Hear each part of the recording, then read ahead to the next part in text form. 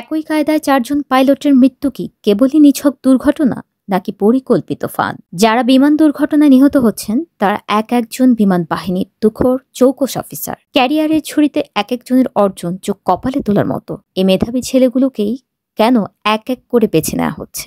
কেন খুলল না স্কোয়াড্রন লিডার অসীম জাওয়াদের প্যারাশুট? কেন তার শরীরে লাইফ জ্যাকেট বা অনুরূপ ভাসমান সরঞ্জাম তাকে ভেসে থাকতে হেল্প করতে পারল না? কেন পাইলট তৌকিরকে যথাসময়ে ইজেকশনের অনুমতি দেওয়া হয়নি?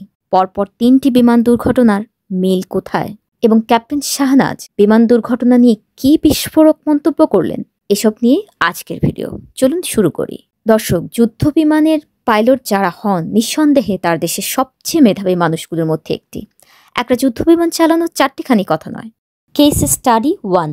শুরুটা স্কোয়াড্রন লিডার আশরাফ ইবনে আহমেদ ও কো পাইলট মাহমুদুল হককে দিয়ে। 2010 সালের 20 ডিসেম্বর বাংলাদেশ বিমান বাহিনীর চৌকস স্কোয়াড্রন লিডার আশরাফ ইবনে আহমেদ ও মাত্রই প্রশিক্ষক হওয়ার কোর্স সম্পূর্ণ করা স্কোয়াড্রন লিডার মোহাম্মদ মাহমুদুল হক বরিশাল শহর থেকে 18 কিলোমিটার দূরে বিমানবন্দরের অদূরে বাবুগঞ্জ উপজেলার ক্ষুদ্রকাঠি গ্রামে বিমান দুর্ঘটনায় প্রাণ হারান, যেটাকে বলে একদম স্পট ডেথ। দুজনেই ছিলেন সিনিয়র অভিজ্ঞ প্রশিক্ষক। 2 পাইলটের মধ্যে আশরাফ ইবনে আহমেদ সুপারসনিক যুদ্ধ বিমান এবং বাংলাদেশ বিমান বাহিনীর সবচেয়ে আধুনিক MiG-29 এর পাইলট ছিলেন। এর মধ্যে আশরাফ ইবনে আহমেদের মাত্র 11 মাসের একটি ছেলে সন্তান ও মাহমুদুল হক নববিবাহিতা স্ত্রী রেখে গেছেন।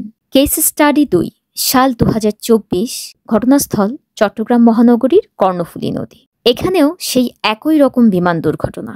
বিমান বাহিনীর অত্যন্ত চৌকস officer squadron leader Mohammad Asim Jawad co pilot wing commander সোহানকে নিয়ে ইয়াক 130 প্রশিক্ষণ বিমানটি নিয়ে চট্টগ্রাম মহানগরীর পতেঙ্গা থানাধীন জহুরুল হক ঘাঁটি থেকে প্রশিক্ষণে যান। ওড়ার কিছুক্ষণ পর বিমানটিতে আগুন ধরে যায়। এ অবস্থায় পাইলট রানওয়েতে অবতরণের চেষ্টা করে ব্যর্থ হন।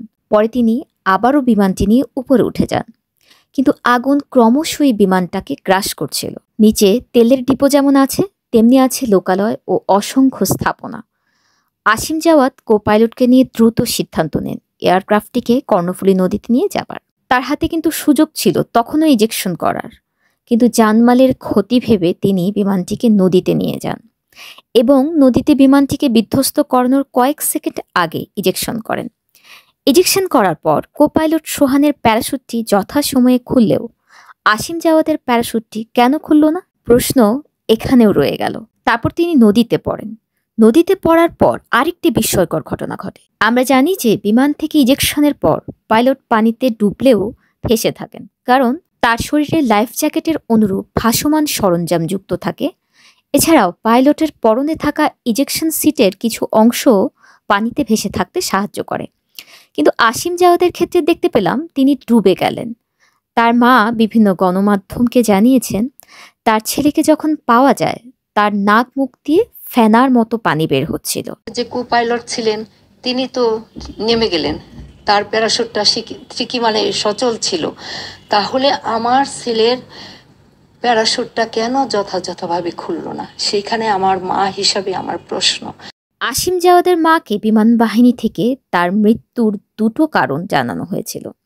যখন ইজেকশন করেছিল আসিম জাওয়াদ তখনই নাকি স্ট্রোক করেন। দ্বিতীয় কারণটি ছিল পানিতে পড়ার পর তার শরীরে অনেক পানি ঢুকে যায়। তার বডি নদী থেকে তোলার পর তার নাক মুখ দিয়ে ফেনার মতো পানি বের হচ্ছিল।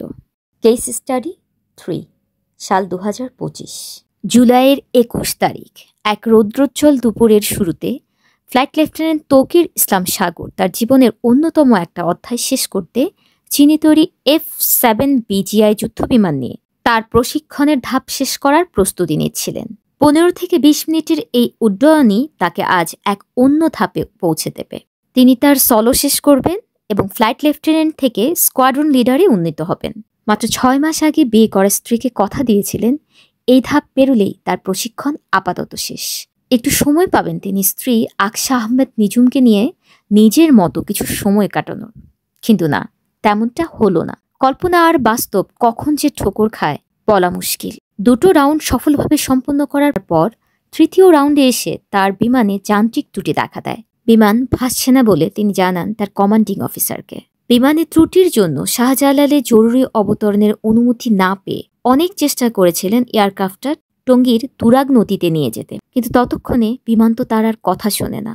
খুব চেষ্টা করেছিলেন অন্তত স্কুলের মাঠে বিমানটি ফেলতে, সেটিও হলো না। শেষে মাইলস্টোনের হায়দার আলী ভবনে বিমানটি বিধ্বস্ত হয়ে পাইলট তৌকির সহ এখন পর্যন্ত প্রাণ গেছে ৩৪ জনের। এতে শিক্ষক, শিক্ষার্থী ও অভিভাবক সহ নিহতের পাশাপাশি আহতও হয়েছেন ৩০০ জনের উপরে। সে যেন এক জাহান্নামের আগুন। ছোট ছোট বাচ্চারা স্কুলে গিয়েছিল, কেউ পাইলট, ডাক্তার, ইঞ্জিনিয়ার কিংবা শিক্ষক হবার স্বপ্ন নিয়ে। কিন্তু এই বিমান দুর্ঘটনায় সেই কোমলমতি শিশুগুলো ফিরে এলেন দগ্ধ হয়ে। ৩৪ জন একেবারেই ফিরে গেলেন না ফেরার দেশে। কেউ বা ইঞ্জিনের ধাক্কায় দুটুকরো হয়ে গেলেন। দর্শক, প্রতিটা প্রাণের মূল্যই কিন্তু অমূল্য। কোনো কিছুর বিনিময়ে এটা নিরূপণ করা যায় না। এই যে মাসুম বাচ্চাগুলো, কোনো পরিবারে একই সঙ্গে তিনজন চলে যাওয়া, এটাকে আদৌ কোনো সুস্থ মানুষ ভুলতে পারবে? এটাকে বাংলাদেশ থেকে কখনো কেউ মুছতে পারবে? এখানে চাইলেও ফ্লাইট লেফটেন্যান্ট তৌকির বিমান থেকে আগে ইজেকশন করতে পারতেন না, তার কমান্ডিং অফিসারের অনুমতি ছাড়া। এখন প্রশ্ন এখানে, তৌকিরকে কখন, কোন সময়টা ইজেকশনের কথা বলা হয়েছিল? অধিক আগে বলা হলে নিশ্চয়ই তিনি রেডিওতে রিপ্লাই দিতেন, রিপ্লাই দেওয়ার সময়টুকু পেতেন। কিন্তু বিমান বাহিনীর পক্ষের বরাত দিয়ে বলা হয় যে তিনি কোনো রিপ্লাই দেননি, তার মানে তিনি হয়তো সময় পাননি। সঠিক সময়ে ইজেকশন করলে হয়তো তিনি বেঁচে ফিরতে পারতেন। তার মৃত্যু নিয়েও অনেক ধোঁয়াশা আছে। তিনি ১.৫ ঘন্টা তালাবদ্ধ রুমে আটকে ছিলেন। যথাসময়ে চিকিৎসা পেলে হয়তো তিনি বাঁচতে পারতেন। তার প্যারাশুটটি শারীরিক শিক্ষা বিভাগের বিল্ডিংয়ের পাশের গাছে পাওয়া যায়। পরে জানা যায় যে তার প্যারাশুটটিও আসিম জাওয়াদের মতো খোলেনি। যদি প্যারাশুটটি খুলতো, তিনি হয়তো বা আমাদের মাঝে বেঁচে থাকতেন। যদিও পরবর্তীতে সবার সামনে মুখ খুলতে পারতেন কিনা সেই প্রশ্ন রয়েই যায়। দর্শক, এই ৩টা কেস স্টাডির বিশ্লেষণের আগে প্রথম কেস স্টাডির নিহত পাইলট স্কোয়াড্রন লিডার আশরাফ ইবনে আহমদের স্ত্রীর একটা আক্ষেপ আমরা শুনব। ব্ল্যাক বক্সটা কোথায়? লাস্ট কথাটা সে কি বলেছিল এটা একটু আমাকে শুনতে দেন। উনি ক্যাপ্টেন শাহনাজ, বর্তমানে লন্ডনে আছেন। জনপ্রিয় সাংবাদিক ইলিয়াস হোসেন মাইলস্টোনের ঘটনায় তার চমৎকার একটি সাক্ষাৎকার নেন। সেই সাক্ষাৎকারে ক্যাপ্টেন শাহনাজ অনেকগুলো প্রশ্ন রেখেছেন।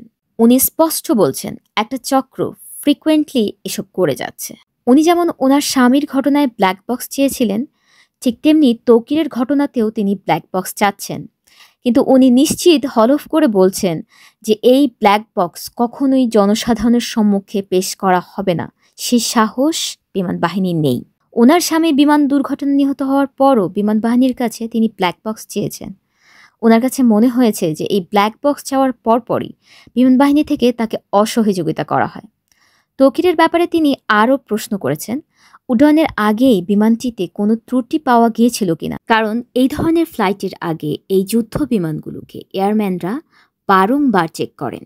কয়েকটা ধাপে চেকিংটা সম্পন্ন হয়। কোনোভাবে ত্রুটি পাওয়া গেলে অবশ্যই সেই ফ্লাইটটি ক্যান্সেল করে দেওয়া হতো। সেই জন্যই তিনি প্রশ্ন রাখছেন, ত্রুটি কি পাওয়া গেছে?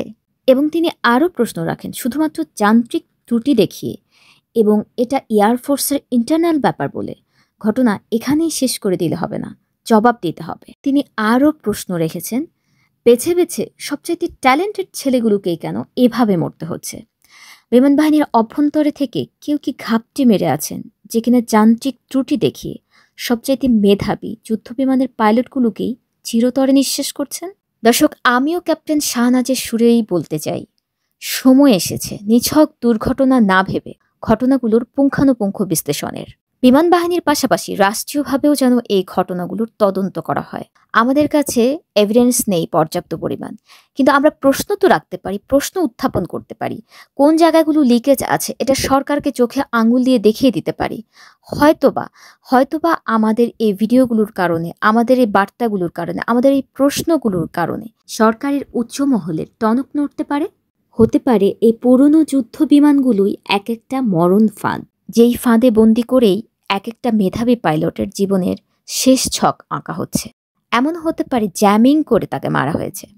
বিমানে একটা সেন্সর রেখে দিলে অন্য কোনো দেশ থেকে এটা যদি জ্যাম করে দেয়া হয়, তখন হয়তো বা রাস্তার মধ্যে তার সমস্ত যোগাযোগ বন্ধ হয়ে যেতে পারে। এভাবেও একটা প্লেন দুর্ঘটনা কিন্তু ঘটানো যায় চাইলেই।